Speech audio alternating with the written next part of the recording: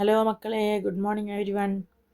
ഇവിടെ മിസ് സ്ക്രീനിൽ കാണിച്ചിട്ടുണ്ട് 2, 3, 5, 7, 11, 13, 17, 19 എന്നൊക്കെ തുടങ്ങുന്ന പ്രൈം നമ്പേഴ്സ്. ഇതിന് നമ്മൾ മലയാളത്തിലെ അഭാജ്യ സംഖ്യ എന്നാണ് പറയാറുള്ളത്. ഓർമ്മയുണ്ടല്ലോ നമ്മൾ പാട്ടൊക്കെ പാടി പഠിച്ചത്.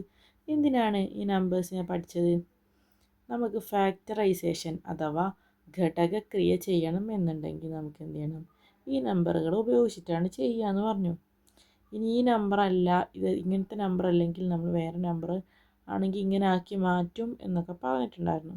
ജസ്റ്റ് ഒരു ഫാക്ടറൈസേഷൻ ചെയ്യുക എങ്ങനെയെന്ന് നമുക്ക് നോക്കാം. ഘടകക്രിയ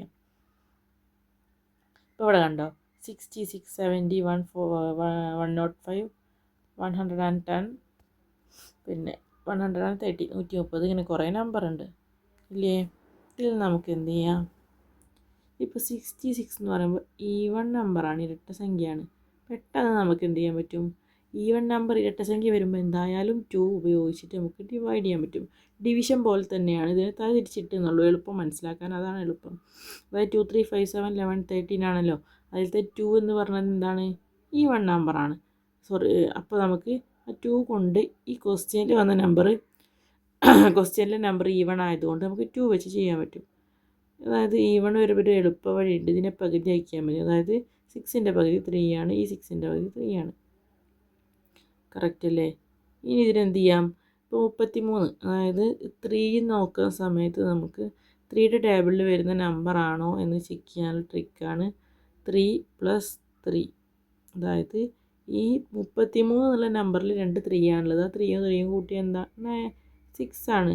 6 എന്ന് പറഞ്ഞ നമ്പർ 3യുടെ ടേബിളുള്ളതല്ലേ?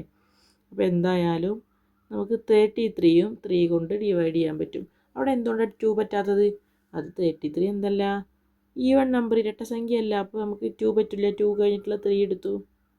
11 നമുക്കറിയാം. 11 11 × 3 ആണ് 33 എന്ന് വരുന്നത്. ഈ 11 വെച്ച് നമ്മൾ അവസാനിപ്പിക്കുകയാണ്. കാരണം ഇത് നോക്കിയേ, ഇതിലെ പ്രൈം നമ്പേഴ്സിൻ്റെ ലിസ്റ്റിലുള്ള ആളാണ് 11. അപ്പോൾ നമുക്ക് പ്രൈം നമ്പേഴ്സ് അറിയാമെന്നുണ്ടെങ്കിൽ നമുക്ക് അവിടെ 11 വന്നു കഴിഞ്ഞാൽ നിർത്തണം എന്ന് മനസ്സിലാവുള്ളൂ. ക്ലിയർ? ഇപ്പോൾ നമുക്ക് കിട്ടിയില്ലേ 3 നമ്പർ? അതായത് 2 എന്നും കിട്ടി സൈഡിൽ, പിന്നെ ഒരു 3 എന്നും കിട്ടി, പിന്നെ ലാസ്റ്റ് ഒരു 11 എന്ന് കിട്ടും. അതായത് ഇത് 3 പ്രൈം നമ്പേഴ്സ്, ഈ 3 പ്രൈം നമ്പേഴ്സ് മാത്രമാണ് കിട്ടിയത് അല്ലേ? ഇതിനെ 3നെയും ഇൻറ്റു ഇങ്ങനെ 2 × 3 × 11 ഇങ്ങനെ എഴുതുന്നതിനെയാണ് നമ്മൾ എന്ത് പറയുന്നത്? Product of prime numbers. Product എന്ന് പറഞ്ഞാൽ ഗുണിതങ്ങളായിട്ട്, ഗുണനഫലമായിട്ട്. എന്തിൻ്റെ? പ്രൈം നമ്പേഴ്സ് എന്ന് പറഞ്ഞാൽ അഭാജ്യ സംഖ്യയുടെ ഗുണനഫലമായി മാറ്റി എഴുതുക. ഇങ്ങനെ നിങ്ങൾ ടെക്സ്റ്റ് ബുക്കിൽ ക്വസ്റ്റ്യൻ ഉണ്ട്. അപ്പോൾ പ്രൈം നമ്പേഴ്സിൻ്റെ അഭാജ്യ സംഖ്യയുടെ ഗുണനഫലം എന്ന് പറഞ്ഞാൽ, ഗുണനഫലം എന്ന് പറയുമ്പോൾ ഇൻറ്റു ഇട്ടിട്ട് എഴുതാന്നേ ഉള്ളൂ. ഇതിനെ ഗുണിച്ച് കഴിഞ്ഞാൽ എന്താ വരിക? നമ്മൾ ആദ്യം ചെയ്യാൻ തുടങ്ങിയ 66 എന്നുള്ള നമ്പറാണ് വരിക കറക്റ്റ് ആൻസറായിട്ട്. ക്ലിയർ?